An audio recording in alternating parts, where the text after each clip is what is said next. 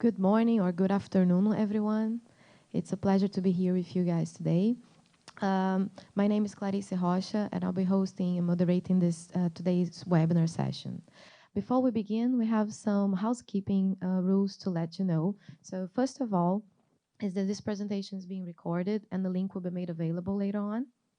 The presentations, a version of the presentations will be shared as well, and we'll have a question and answer session at the end. If you have any difficulties in accessing the website, it's better to access using Google Chrome. So you can choose to this browser. If you also find any other problems, you should close all other browsers and keep only this website open. We will have at the end a Q&A session with our speakers today, and we'll attempt to reply to all questions. But of course, if it's not possible, we'll answer them later on by email.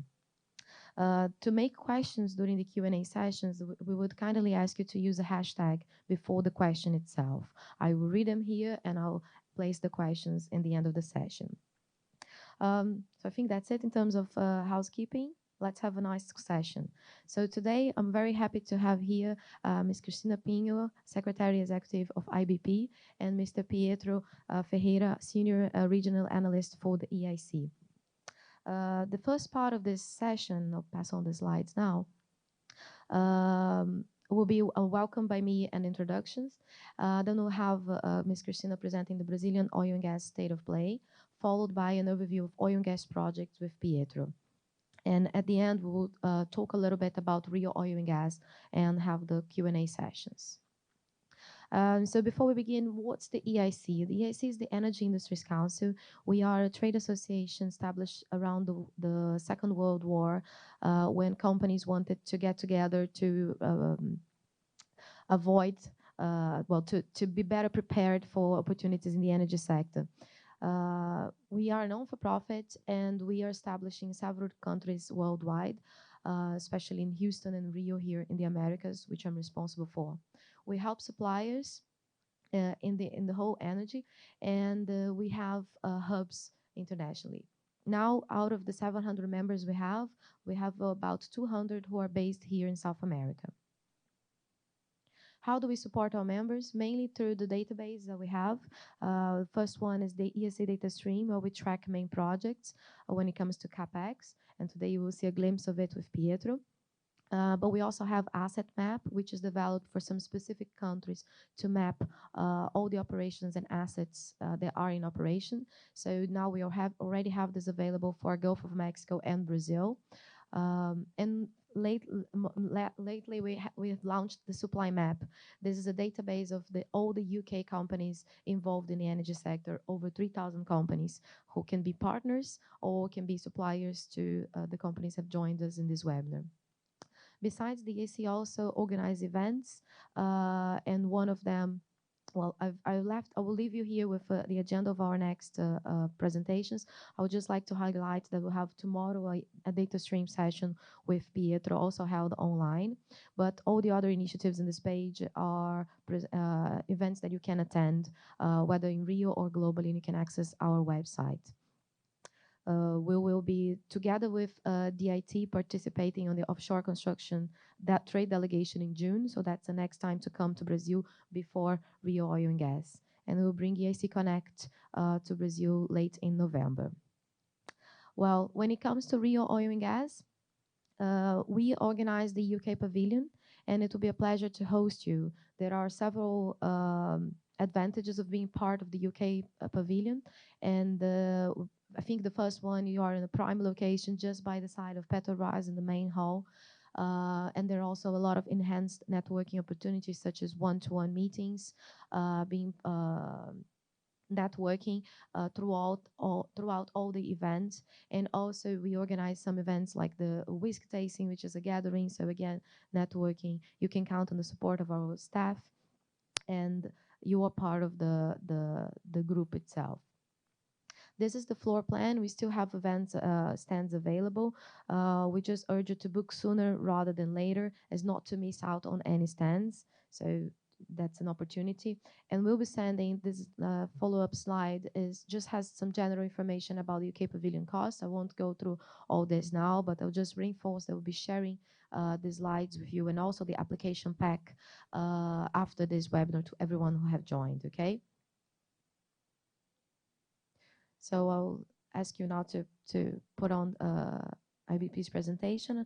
I'll pass on to our key speaker of today, Ms. Cristina. Thank you very much for accepting our invitation to be co-organizing and presenting on this opportunity today.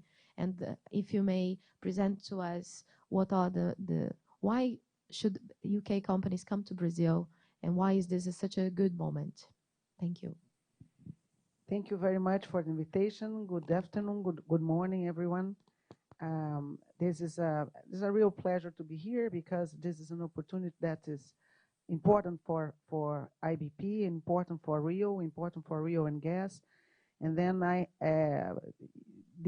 hope I use this space as the most benefit for all the audience. And I would like to give you an overview of oil and gas sector and business opportunities here in Brazil.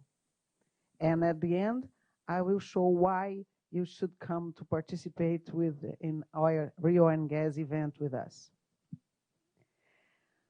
Okay. I will begin with this graphic that shows that most of the largest offshore discoveries were recently made in Brazil. As you can see, according to the International Energy Agency, Brazil will be responsible for the second biggest increase in oil production through 2030, behind USA only. Then, in this graphic, we can see these figures that are really high, as the volumes produced in blue, remaining proven probable in gray, and yet to find volumes in green. The difference between Brazil and other countries are huge. Next slide. This is a comparison between Rio de Janeiro and other countries. The proven reserves of Rio are bigger than Mexico's and other countries also. If we were a country, Rio de Janeiro would have the 17th largest proven oil reserves in the world, ahead of countries like Angola, Norway, and Mexico. These are, in Brazil, the biggest provinces are here for natural gas and for oil. And we expect an increase very high in the next years.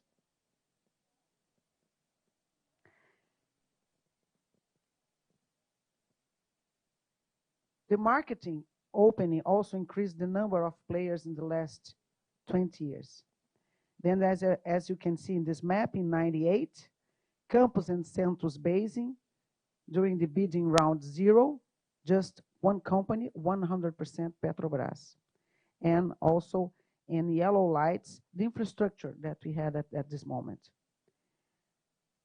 20 years later, what we have, the return of the bidding rounds and many other companies working here.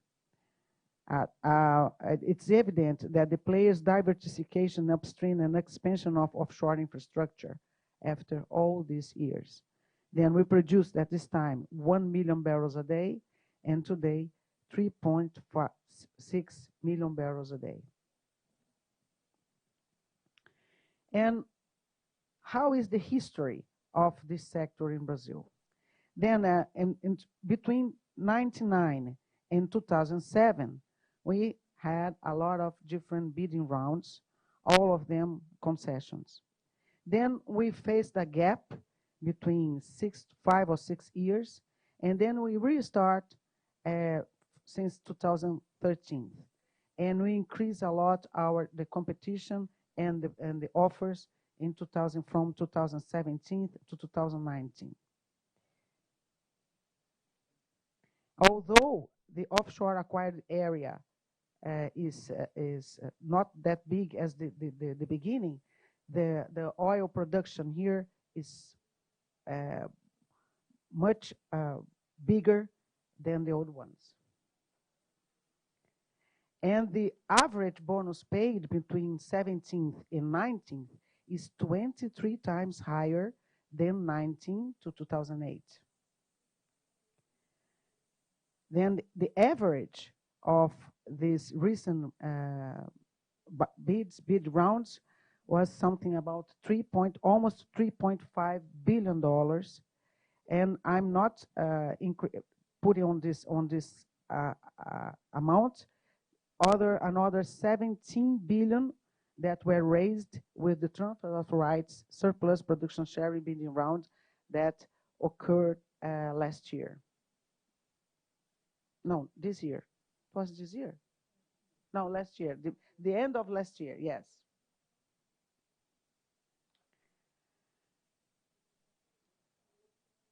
And Brazil has captured 77% of signature bonus paid between 16 and 18 in the world. This is amazing. And last year, 2019, 97% of all this amount of money stayed in Brazil. Then private companies, they were responsible for 67% of the signature bonus paid from 16 to 18th. And 19th, as I said, 97% of the signature bonus paid in the world were from bidding rounds in Brazil. And what does this represent? Represent that a lot of new investments will be done in the next years in Brazil.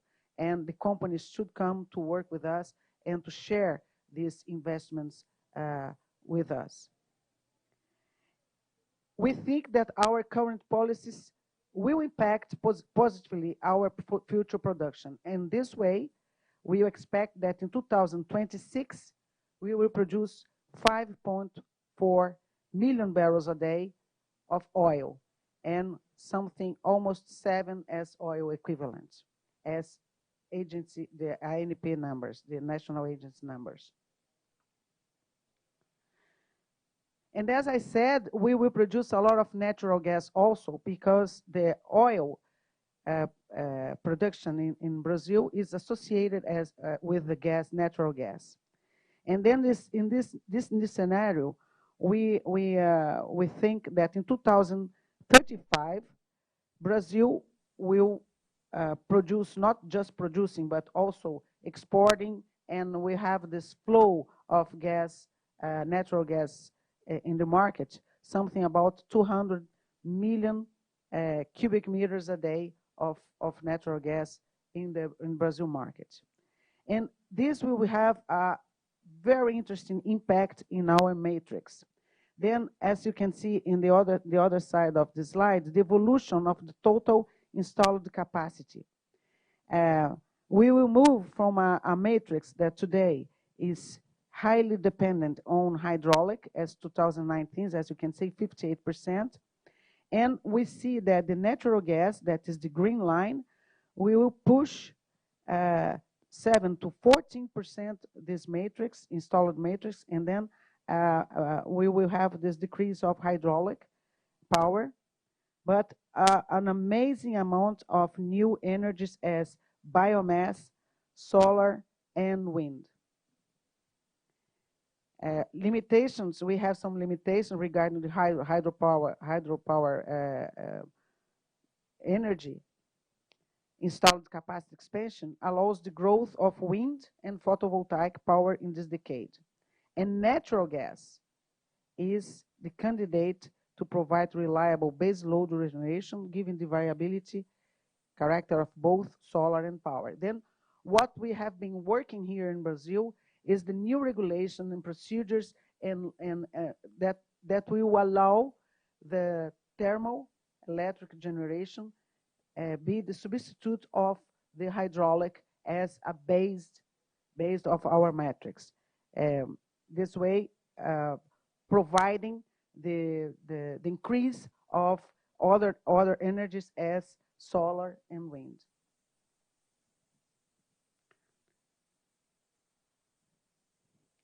And in this new slide, we can show the 10-year investment forecast in the energy supply. Then we expect to have this increase of 2.6% between 2019 and 2029 of the energy consumption, varies from to almost 250 megatons to 300 in 2029. And what will be the distribution? Most of the energy investments will be related to exploration and production. But when we consider all of these segments, then we can see that $500 billion in investments will be needed to expand the energy supply in Brazil. 8% of that amount forecasted to oil and gas and biofuel sectors. And what will be the next bidding rounds? This one in 2020, we expect to have 3. The 17th oil and gas concession. Another one, the 7th pre-salt bid, and the permanent offer that is open acreage. And the same in 2021.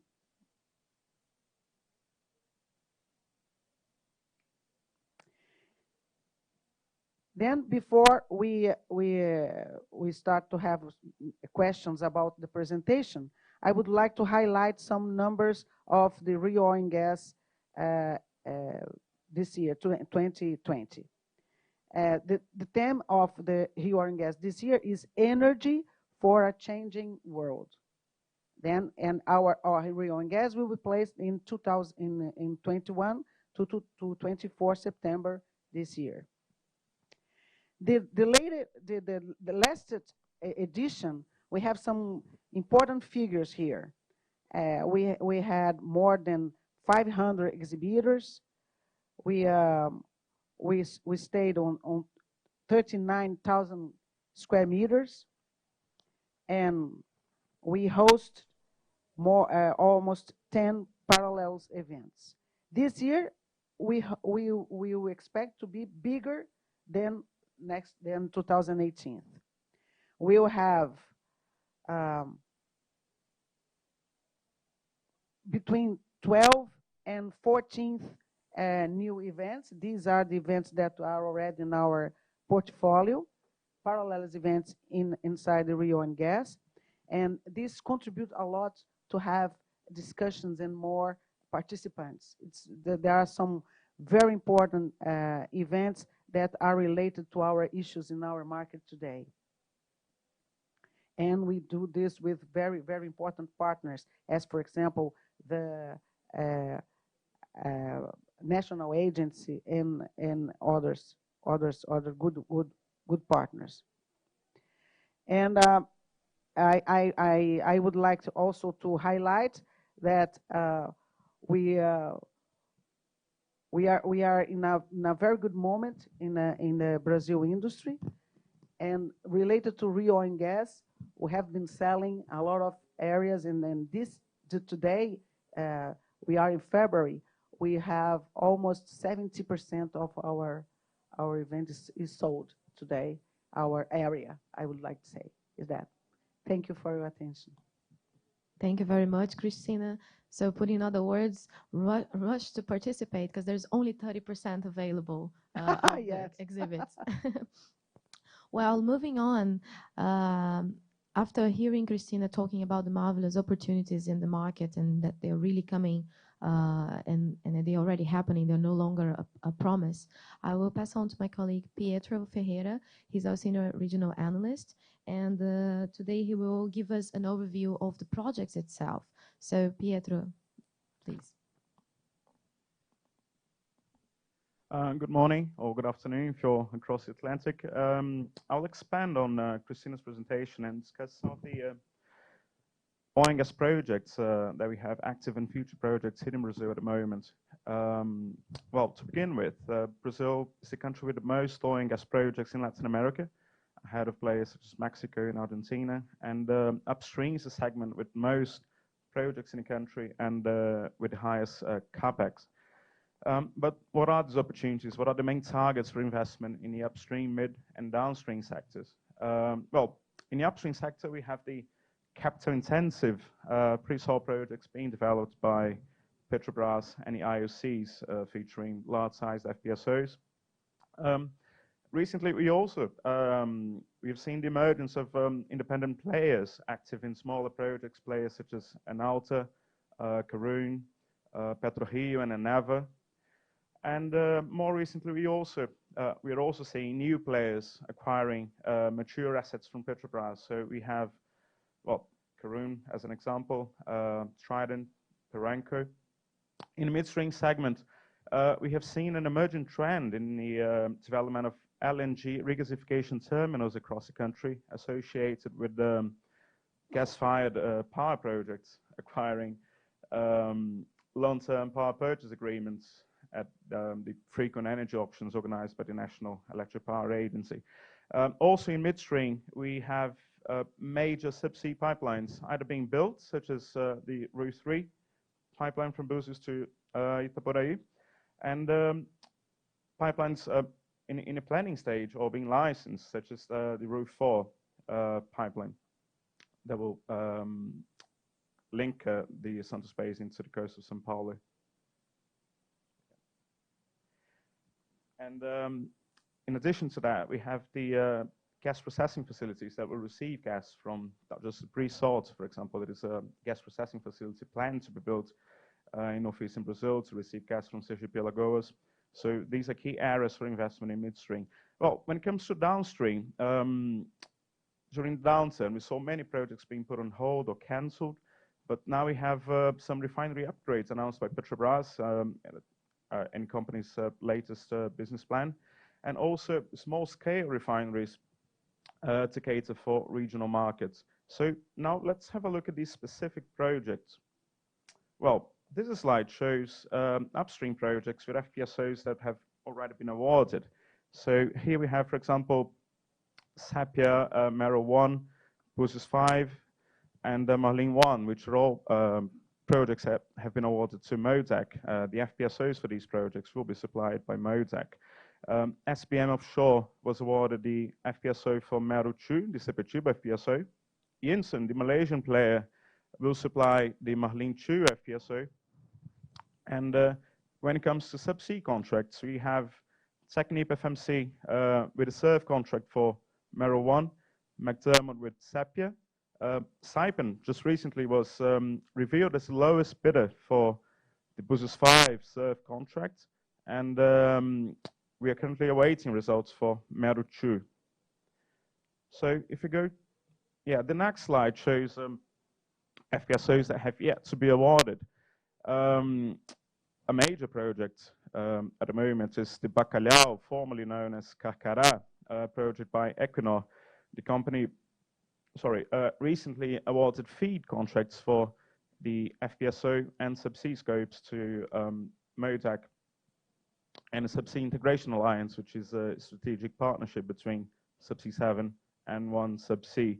And these FEED contracts are expected to convert to EPC contracts once the project receives the final investment decision. We have tenders ongoing for Mero 3 and Itapu. Their bids will be received in March and April. There is a tender process that it's nearing completion, which is the FPSO for Parque das Baleias, which is expected to be awarded to Yinson, the supplier of the Marlim 2 FPSO. And this year, we expect Petrobras to launch tenders for Búzios 6, the 6th FPSO for the Búzios field, and Mero 4.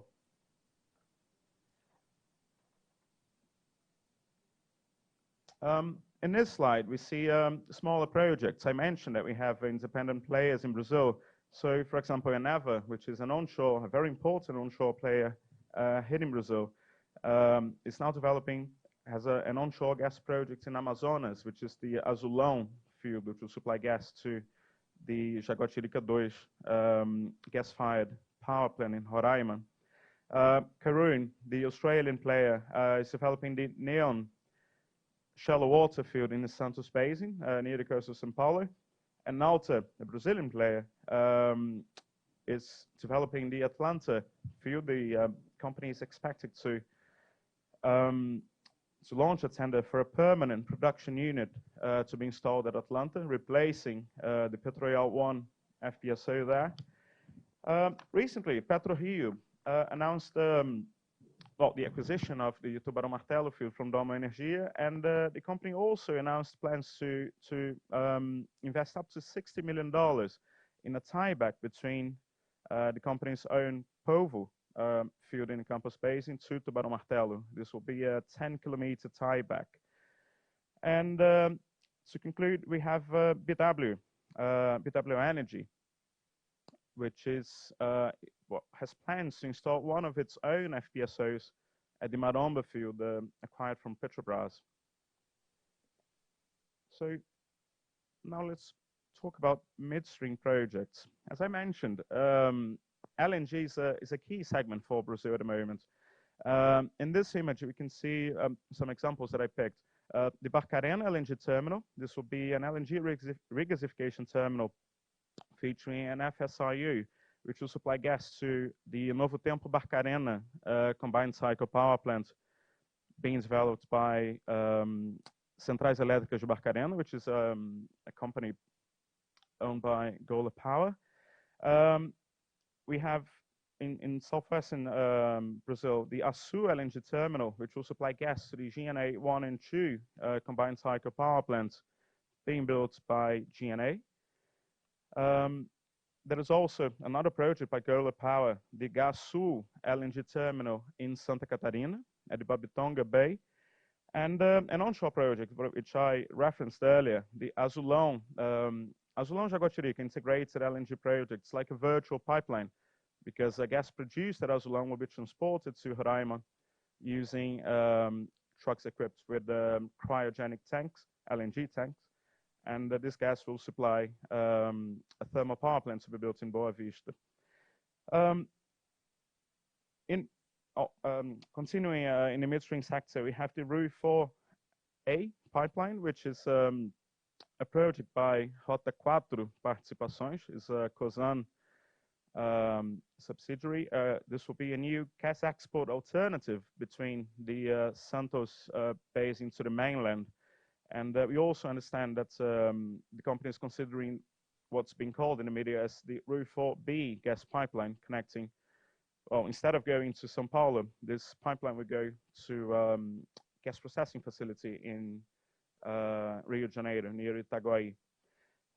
In northeastern Brazil, we have the Sergipe gas processing plant, which will receive gas from Petrobras fields in the Sergipe Alagoas basin. Well, in the downstream sector, we have, when it comes to Petrobras, the company, as I talked earlier, the company announced in the latest business plan that it would build new units such as hydrocrackers, hydrotreaters at existing refineries such as Replan in São Paulo, Reduc in Rio de Janeiro. And another potential opportunity in Brazil in the downstream sector would be the conclusion of the unfinished Três Lagoas nitrogen fertilizer plant in Mato Grosso do Sul. If Petrobras manages to sell this unfinished facility, this could potentially be an opportunity for the supply chain in the country and abroad. And we have Noxus Energy, a player that announced plans to build small-scale refineries across the country, beginning with Barra dos Coqueiros. These small facilities that would cater for the regional fuels market. Well, wrapping up, we saw all these projects, but as Cristina mentioned, Petrobras and the IOCs will have a lot more work to do as exploration and production work advances in blocks recently awarded in ANP bidding rounds. We also have brownfield opportunities in assets already operating. This is also another source of opportunity. When it comes to midstream, for example, the Brazil's Energy Research Office, EPE, released a study last year which estimates a potential 4.2 billion investment in new pipelines across the country. LNG regasifications. I mentioned just a few, but there are many more LNG regasification projects that are being planned or announced by developers across the country. And when it comes to downstream, well, the emergence of new players, either acquiring Petrobras refineries or building small-scale refineries, as I mentioned, is another great source of opportunities. So that was the end of my presentation. Thank you very much. Thank you very much, Pietro. I think it was a very detailed presentation on the main opportunities. So I think it does highlight that it's not only about future investment, it's already projects and opportunities that supplier can be bidding on, and where should they be and who they should be talking to. Of course, you can find more details about it on EIC Data Stream, and this presentation will also be made available. And now we shall begin the Q&A session. Before we start, I'd just like to highlight that you can make your own questions by typing in on the website itself. And if possible, if you use hashtag before, then it's easier to locate the questions. We already have some questions coming, so I will do the first one here. I'll read the first one here. What are the biggest challenges in E&P in Brazil in the next years? So, Cristina, if you may give us your view on what are we spoke about opportunities, so what will be the challenges in E&P? I think the first one will be to rebuild part of the human resource that we need for the next years here in the country. And why this? Because since 2014, we lost a lot of these educated and competencies in our industry. Then I think this will be the most challenge thing to do, to face next years. Because I think it will not be to raise money. I think we will have money to do it. I think we will attract industries, we will attract investments. But the biggest one will be to rebuild this human resource, this new generation of competencies and professionals for the oil and gas industry. Okay, thank you. That's definitely an issue that needs to be addressed. We do have another one from, the first question was from Mr. Gabriel Serrão. The second question is from Rafael Feldman. He's asking, what's your opinion, Ms. Cristina, related to the forthcoming bid involving areas beyond the 200 nautical miles, the first time that this is going to be happening in Brazil?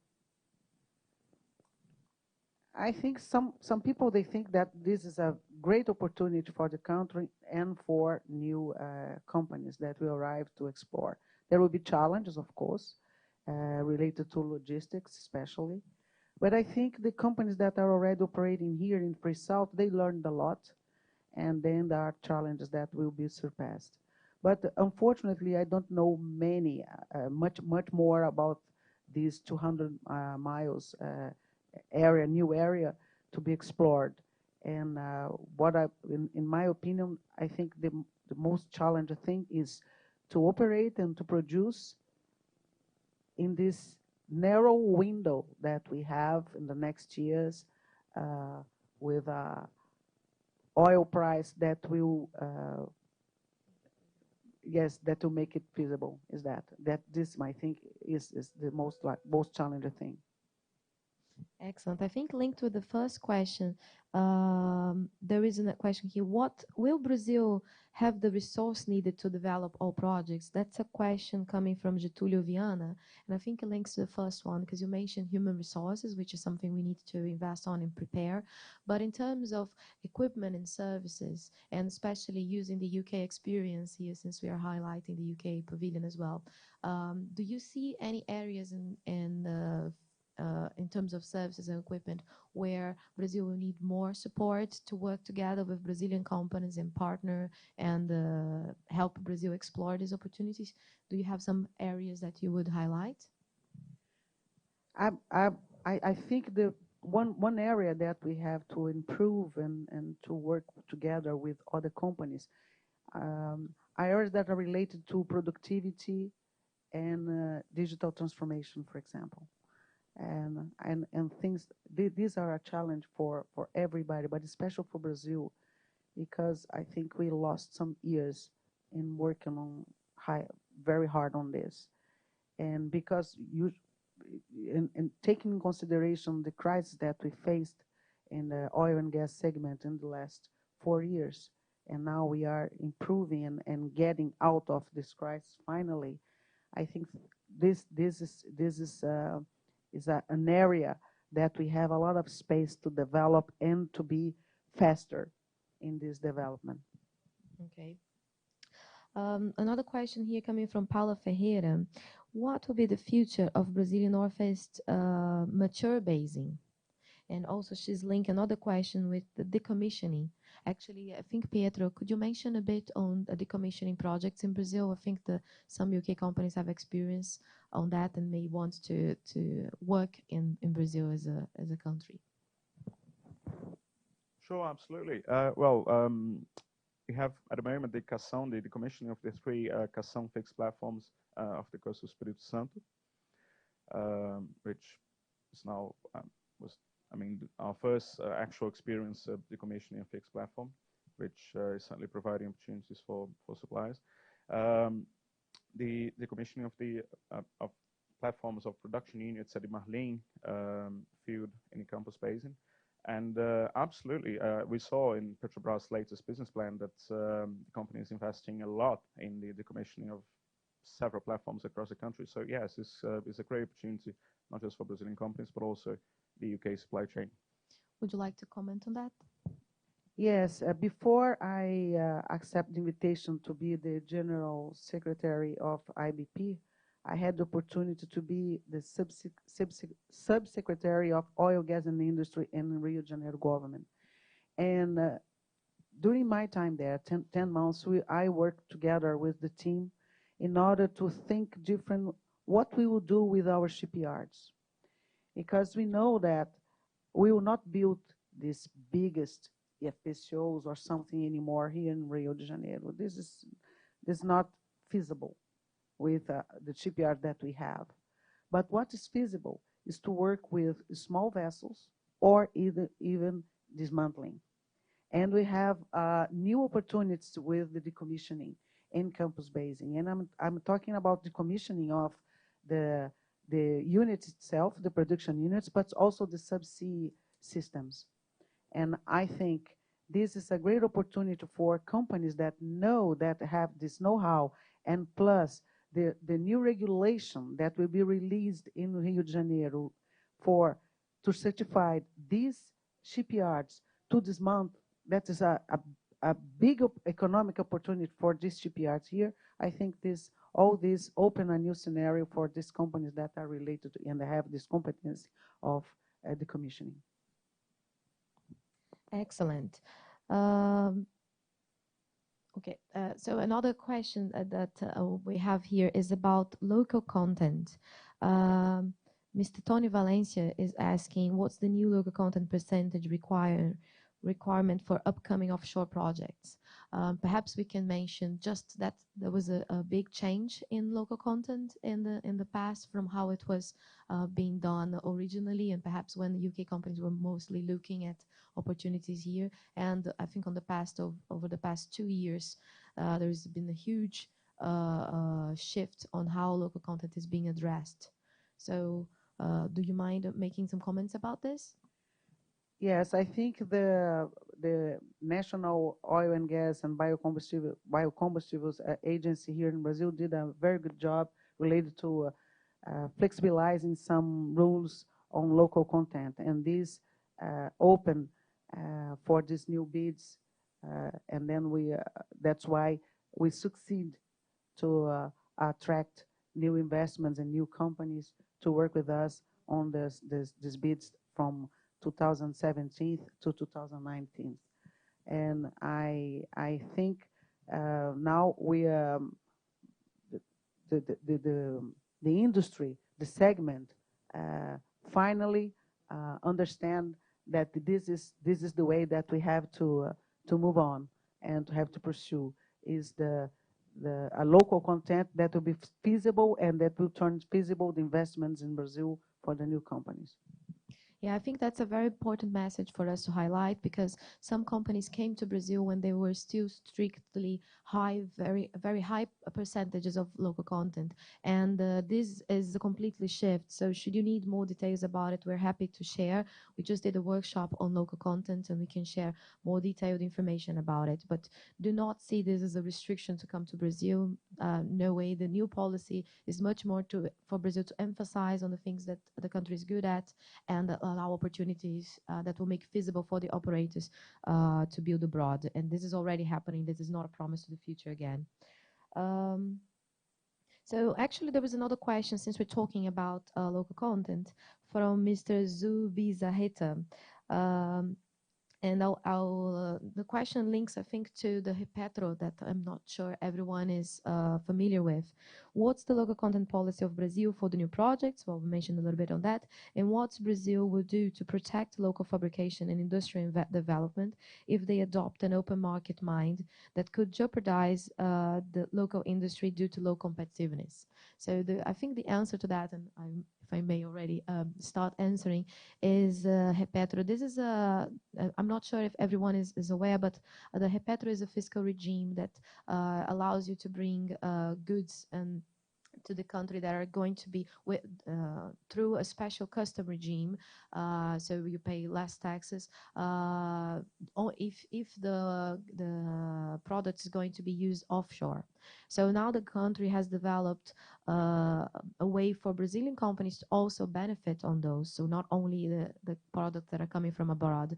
This is called Repetro Industrialização, so Repetro industrialization, and this is available also for companies manufacturing in Brazil, whether they are Brazilian or not. So I'm sure, well, I'm not sure if all companies are aware of this new special regime, but this is definitely something that should be taken close attention to, because it really may benefit the supply chain. We will have an workshop of the EIC, I think the 12th of March. We'll circulate the agenda with lawyers talking specifically about this. So should you need more details, we'll also make it available. I don't know if you'd like to comment on that, Cristina or Pietro. If not, I'll move on to the next question then. Okay. What could you comment on the potential and the timing of Sergipe Alagoas deep water areas? We know that this is a jewel there that everyone is looking at. Could you make some comments about it? Yes, we are working on with this. It's not my area here in IBP. It's related to the guys from Upstream. But what I can say is that this is an area that the country is, the government is very aware of the potential of the area. And because of that, we have been asked by the government and some segments of the government to work with them in order to have the solutions, in order to work with the solutions and to provide the development of this area, because this is very important for Brazil. If we can go to Sergipe Alagoas, and if you provide Sergipe Alagoas for the new investments in order to develop this part of the country. And IBP is working with the government and also to allow this development to achieve this map. Is that? Okay.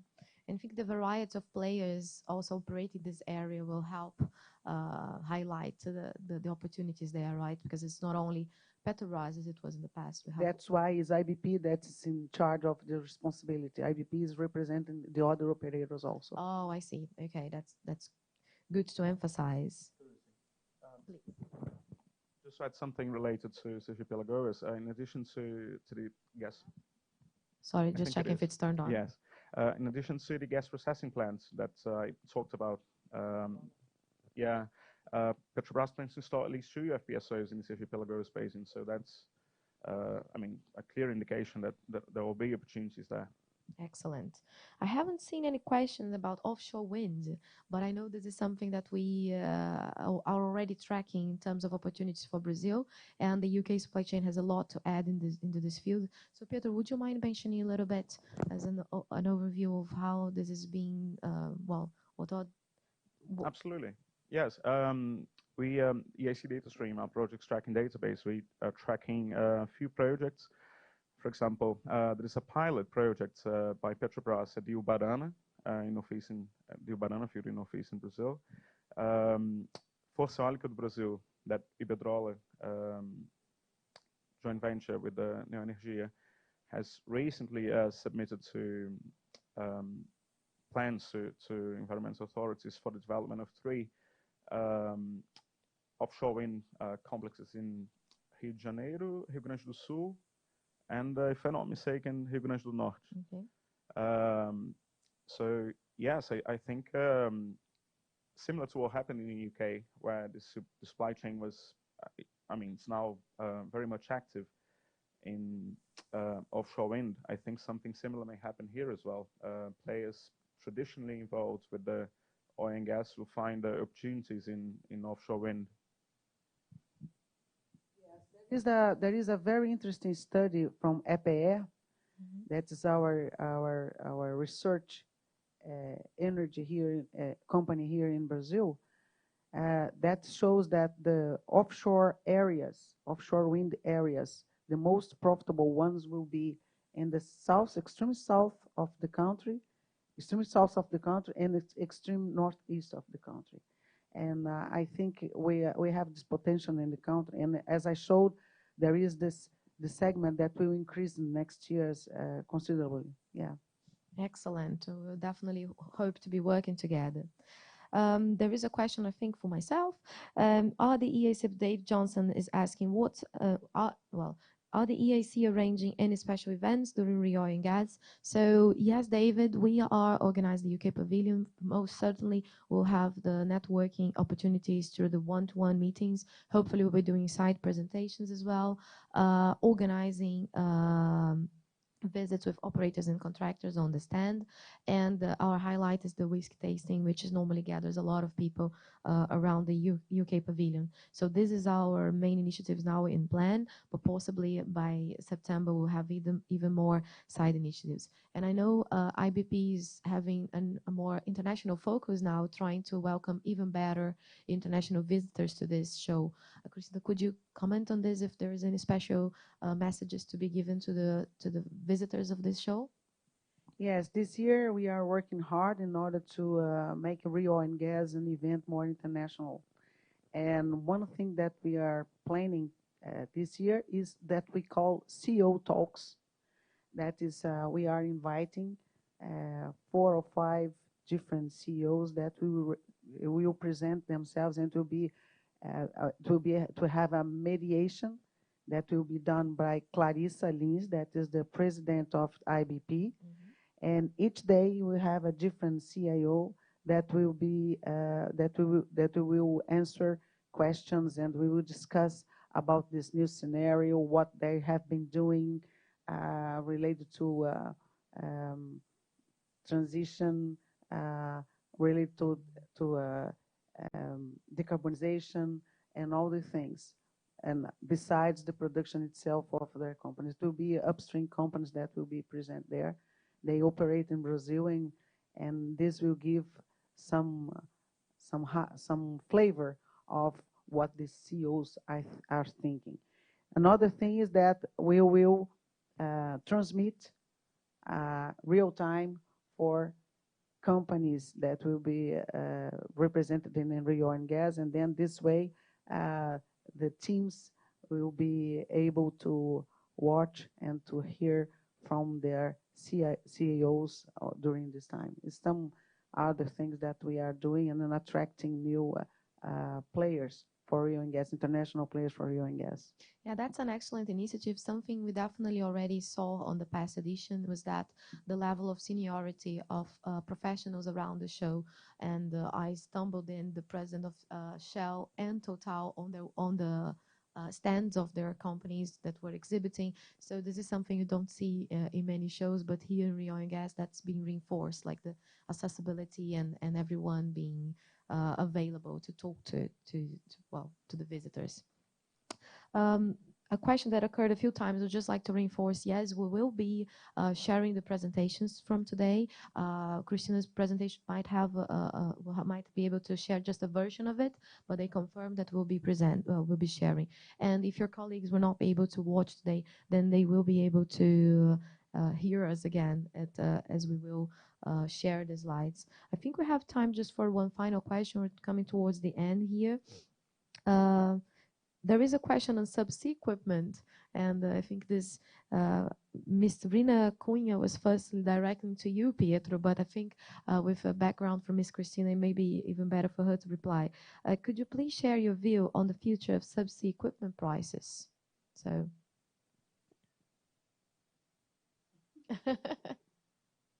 This is very difficult to answer. Very specific, isn't it? It's very specific, yes. What I can say, I will not answer directly the question, but what I can say is that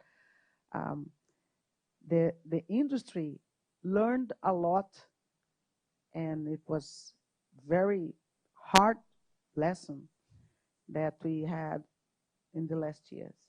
And then as soon as we received this how can I say golpe is this, we heard the setbacks of the oil prices, the barrel oil prices in the last years.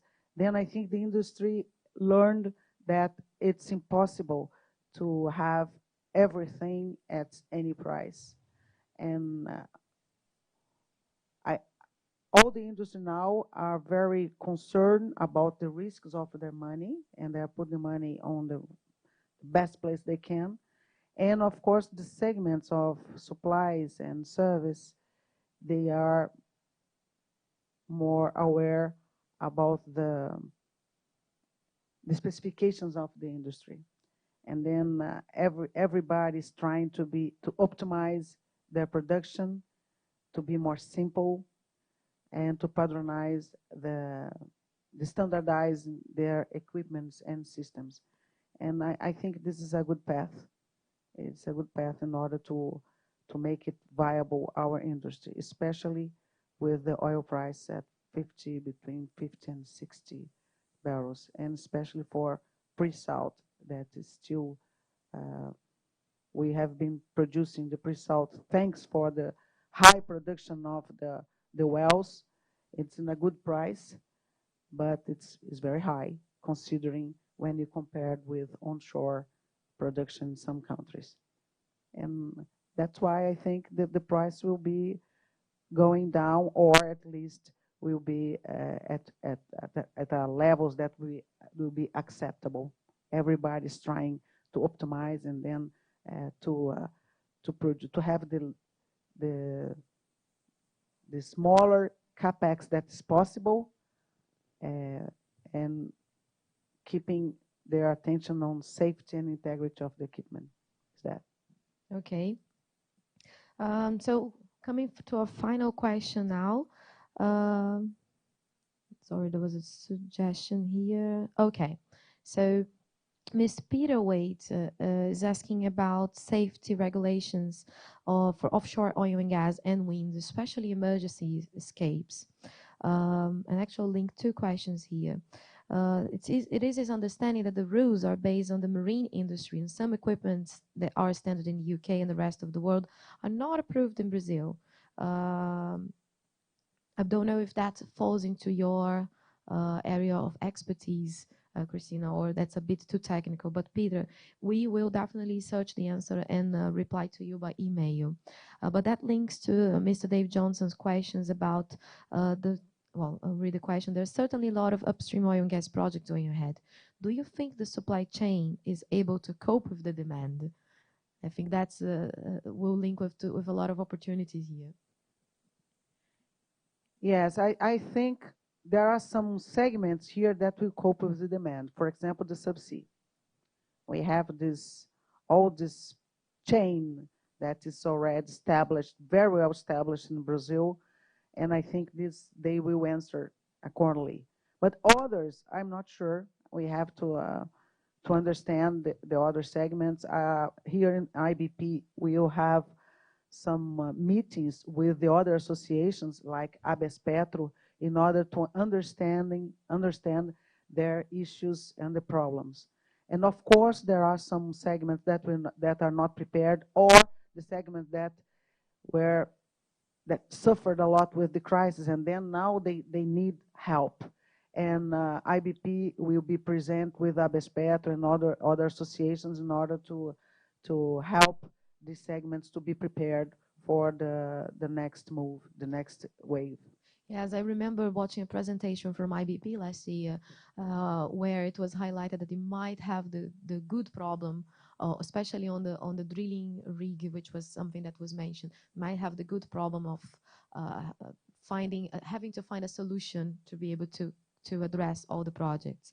But I think that just shows what we've been highlighting here on this webinar, that there is tons of opportunities in Brazil. And I reinforce that those are not only future opportunities, those are present opportunities. FPSOs that have been hired and acquired. The bids just went on last year, the year before, and this year. I think now there's, well, Pietro highlighted in detail all the opportunities that are here. So this is a very good timing for Brazil. It has been, I think, for the past 2 years. And Rio Oil Gas is just the perfect moment to come to Brazil because then you can network with everyone, you can hear yourselves. And I would reinforce not to wait until Rio Oil Gas. I think this is a time of the year where you must be here. But we're still in February, so it's time to come. If not for Carnival or during the year, there are several opportunities to get involved with the projects. The EIC team is available to support. And I would just like to end then thanking again IBP and Ms.Cristina Pinho for the time and the level of professionalism putting together this webinar, and thanking the EIC team in the UK as well for their support. So I think that's it, and have a lovely Tuesday. Thank you. Bye-bye.